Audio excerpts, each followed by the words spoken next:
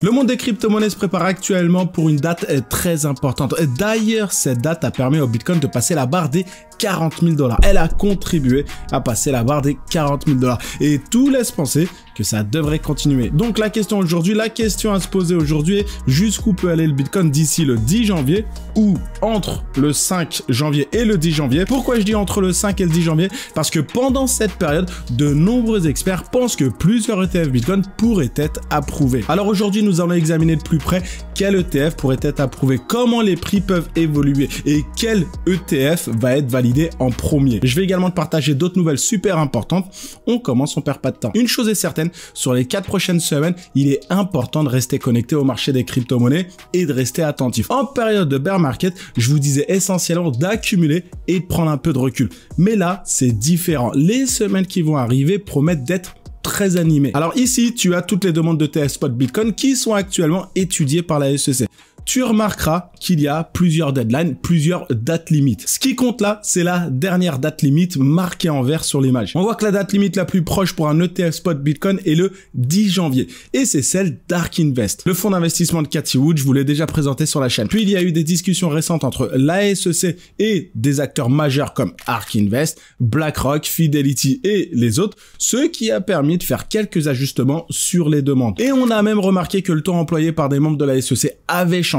Je vous avais partagé quelques vidéos. Pourquoi je te dis tout ça? Tout ce que je dis là fait que de nombreux experts estiment qu'un ETF pourrait être approuvé le 10 janvier, voire quelques jours avant cette date limite. Alors la SEC ne peut plus la repousser à ce stade. Ce qui veut dire qu'elle devra soit approuver la demande d'ETF d'Ark Invest, soit la rejeter. Mais compte tenu des récents événements et de la participation de grandes institutions financières comme BlackRock, Fidelity, etc., il est peu probable que les ETF soient rejetés. Puis, ce que ces experts disent, c'est que la SEC pourrait approuver plus d'un ETF. Pourquoi? Ils veulent pas donner d'avantage injuste à qui que ce soit ou être accusé de partialité. Il est donc possible que la SEC approuve directement plusieurs ETF en même temps, comme ceux d'Ark Invest, BlackRock, Fidelity, Bitwise, WisdomTree et autres. Et ce que je dis là, ce serait un événement majeur pour le marché des crypto-monnaies, le plus important de son histoire, parce qu'il se produirait au début de l'année 2024 à seulement 4 mois du halving du Bitcoin en 2024, en avril 2024, autour d'avril 2024. Et je pense que c'est pas une coïncidence. Ce qui me fait dire aujourd'hui que nous sommes maintenant à un point où je peux te dire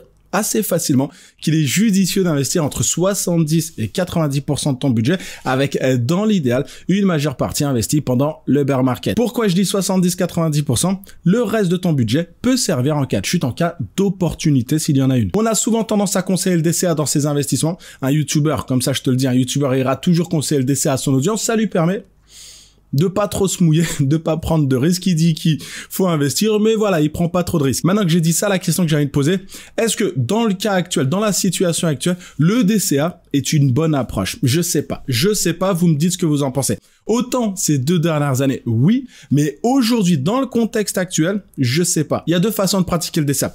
Soit tu investis régulièrement à un moment donné du mois ou de la semaine, peu importe le prix. Soit tu as une approche plus réfléchie du DCA où tu prends en compte tes analyses et investis davantage lorsque les prix sont plus bas, puis tu investis moins lorsque les prix augmentent. Une autre approche, tu peux aussi définir un budget, investir la moitié maintenant et l'autre moitié progressivement. Ça te permet de t'exposer plus rapidement et aussi de lisser ton investissement dans le temps. C'est une réflexion, je dis que c'est une réflexion que tu dois avoir. Mais si par exemple tu as 1 200 € à investir, je sors un chiffre comme ça, si tu as 1 200 € à investir, tu te dis, je vais investir ces 1 200 € en 12 fois. J'ai envie de me dire que le Bitcoin, l'Ethereum, le Solana, le Cardano, l'Atom, le Matic, etc., ils ont le temps de faire beaucoup de choses d'ici 12 mois. En tout cas, pourquoi je te dis ça? C'est que si t'es pas encore exposé au monde des crypto-monnaies, tu dois réfléchir à ta stratégie. Les plus expérimentés, dites-moi ce que vous en pensez. Est-ce que vous iriez conseiller à un novice d'investir progressivement, de faire du DCA sur plusieurs mois ou de s'exposer un petit peu plus rapidement? Dites-moi ce que vous en pensez. J'en profite, une petite parenthèse. Si tu es encore avec moi, si tu regardes encore la vidéo, like là. Tu sais très bien comment ça fonctionne. L'algorithme YouTube.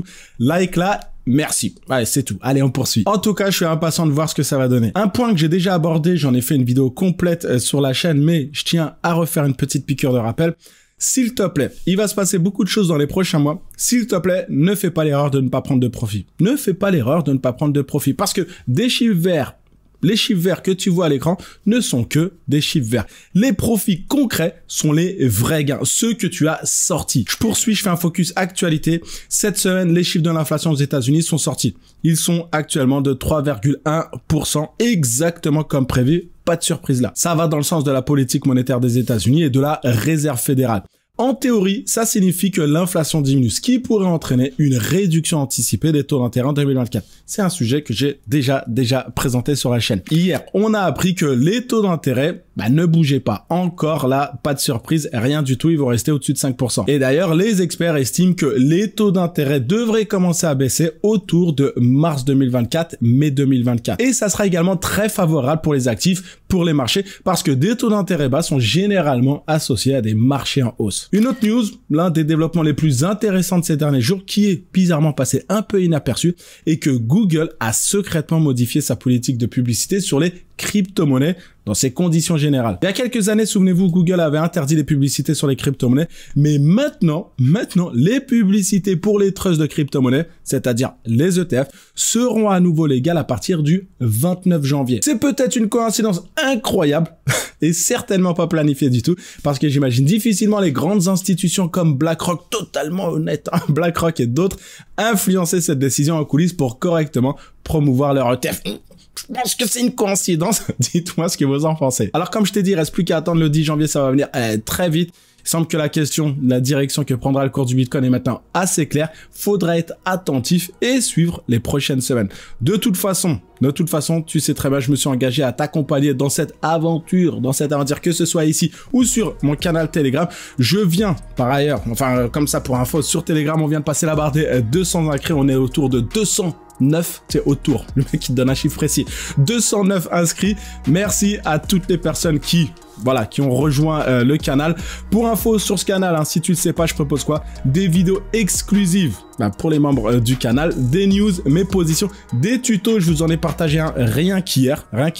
L'inscription est gratuite sous condition, tu as le lien en description. Prends soin de toi et à bientôt.